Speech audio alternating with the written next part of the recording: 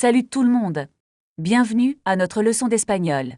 Aujourd'hui, on va voir comment dire où on habite et comment le demander aux autres.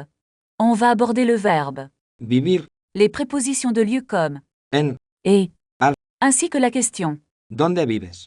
L'objectif est de pouvoir parler de votre chez vous et de celui des autres, tout en évitant les erreurs courantes, surtout de prononciation et d'utilisation des prépositions.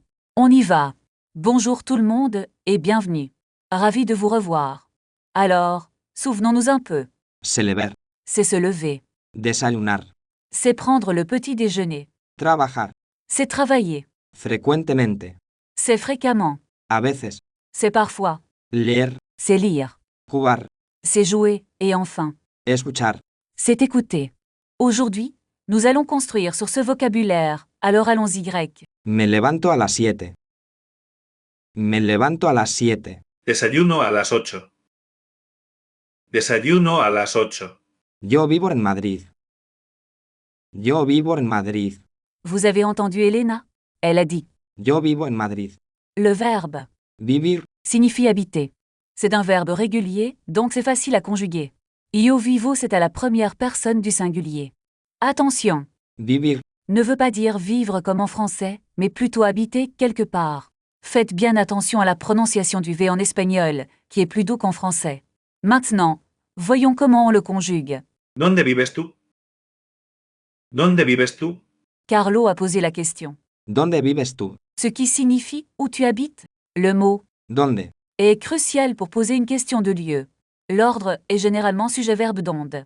Notez l'utilisation du pronom Tu. pour s'adresser à quelqu'un de manière informelle. Faites attention à l'intonation montant à la fin de la question, ça aide à bien comprendre que c'est une question. Vivo en un barrio tranquilo. Vivo en un barrio tranquilo. Elena a dit. Vivo en un barrio tranquilo. La préposition En signifie dans et est utilisée pour indiquer un lieu précis, comme un quartier, une ville ou un pays. Beaucoup de francophones confondent en et ar. Alors faites attention. En Est souvent utilisé pour les lieux fermés ou définis. La prononciation de en doit être claire et précise. Yo vivo cerca del río. Yo vivo cerca del río. Carlo a utilisé cerca de. qui veut dire près de. C'est super utile pour parler de la proximité d'un endroit. Remarquez qu'elle est suivie de. Ce genre de construction est courant en espagnol, et les francophones doivent s'y habituer. Assurez-vous de prononcer le C de Cerca. avec un son doux, comme en français. Mi ciudad es muy bonita. Mi ciudad es muy bonita. Elena exprime son attachement à sa ville en disant Mi ciudad es muy bonita. mi signifie mon ou ma. C'est une manière simple et efficace de parler de votre ville. N'oubliez pas que le genre des noms en espagnol est important. Ciudad est féminin, donc on dit mi. Vivo lejos del centro. Vivo lejos del centro. Carlos a dit, Vivo lejos del centro. ce qui signifie qu'il habite. Lejos de. Le centre. C'est l'opposé de, Cerca de. comme pour. Cerca de. Il faut utiliser de. Faites attention à la prononciation du J dans le jo, qui se prononce comme le H en français. Estoy en Barcelona, pero soy de Madrid. Estoy en Barcelona, pero soy de Madrid. Elena nous donne un bon exemple. Estoy en Barcelona, pero soy de Madrid. Estoy en. Signifie je suis à, cela indique son lieu de résidence actuel. Soy de. Signifie je suis de, cela indique d'où elle vient. C'est crucial de faire cette distinction, surtout si vous voyagez ou étudiez ailleurs. Le verbe Estar.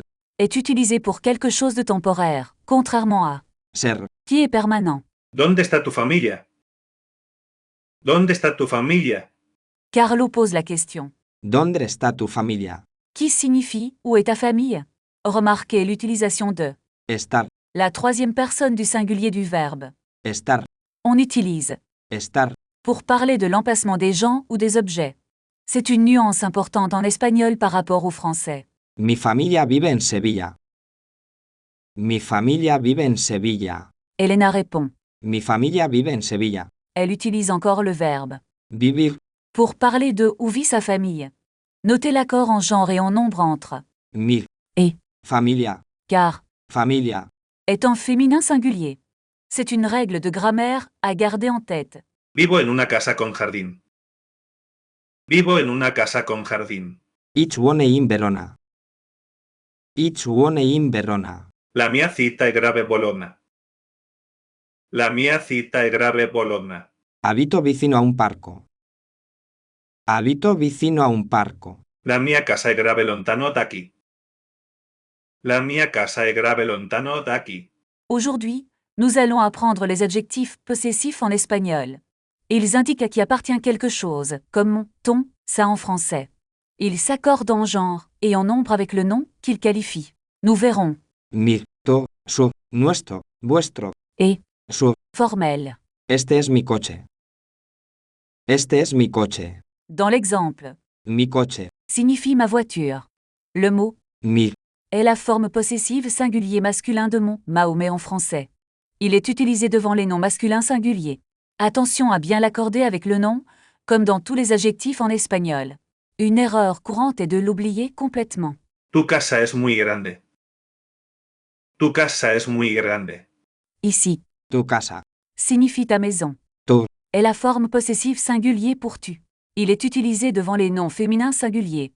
Il est important de se rappeler que tous les adjectifs possessifs doivent s'accorder en genre et en nombre avec le nom. N'oubliez pas de l'utiliser. Passons maintenant à Su. qui correspond à son, ça ou c'est en français.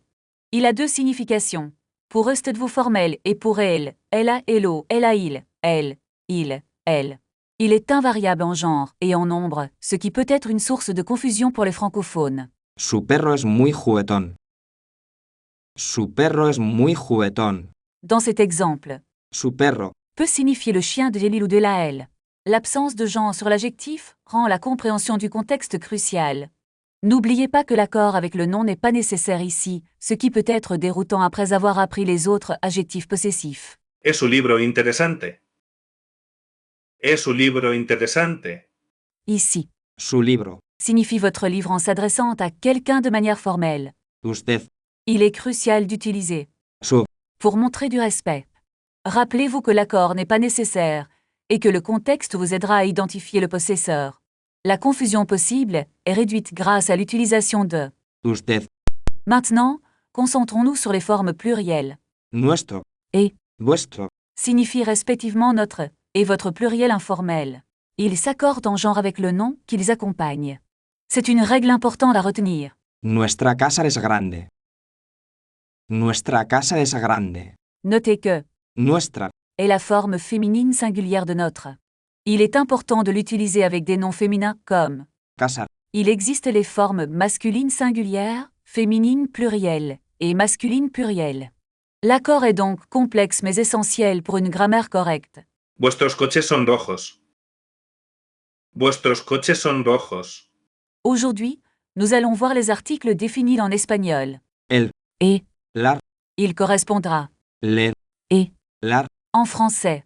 El. S'utilise devant les mots masculins singuliers comme El libro. le livre, tandis que Lar. s'utilise devant les mots féminins singuliers comme La casa. la maison.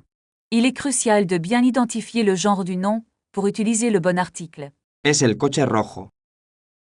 Es el coche rojo. Attention, le genre des noms en espagnol n'est pas toujours logique et ne correspond pas toujours au français. Par exemple, El agua. l'eau est masculin alors que le mot eau est féminin en français. De même, La mano. la main est féminin, ce qui peut être surprenant. Il est donc important de mémoriser le genre de chaque nom lors de son apprentissage. La biblioteca es grande. La biblioteca es grande. Carlo décrit son logement en disant. Vivo en una casa con jardín. Il ajoute des détails, rendant sa réponse plus vivante. Con. Signifie avec. Essayez d'apporter des précisions similaires quand vous parlez de votre chez vous. Ça rendra vos échanges plus riches. Super travail à tous. On a appris à dire où on habite en espagnol, en utilisant le verbe. Vivir. Les prépositions de lieu comme En. Ar. Cerca de. et, Lejos de. ainsi que la question. ¿Dónde vives? Rappelez-vous que la prononciation et la grammaire sont super importantes et entraînez-vous souvent. À la prochaine. Très bien, tout le monde. Nous avons beaucoup appris aujourd'hui sur le vocabulaire de la maison et de la localisation. Nous avons vu comment poser des questions sur le lieu de résidence et comment décrire notre propre environnement. Rappelons que Vivir. signifie. Habiter. Vous avez été fantastique. Maintenant, pour vérifier que vous avez bien compris, quelques petites questions. Première question, quelle est la signification du mot? vivir, Dans cette leçon, est-ce jouer, habiter, manger. Ouf. Voy La réponse est habiter, vivir, en espagnol, c'est l'équivalent de habiter. en français. Question suivante, comment dit-on? ¿O habites tú? En espagnol, es ¿Cómo te llamas? ¿Cuántos años tienes? ¿Dónde vives? Uv. ¿De dónde eres? La bonne réponse est ¿Dónde vives? c'est la façon la plus directe de demander où quelqu'un habite. Dernière question, quelle préposition utilise-t-on pour dire 3D.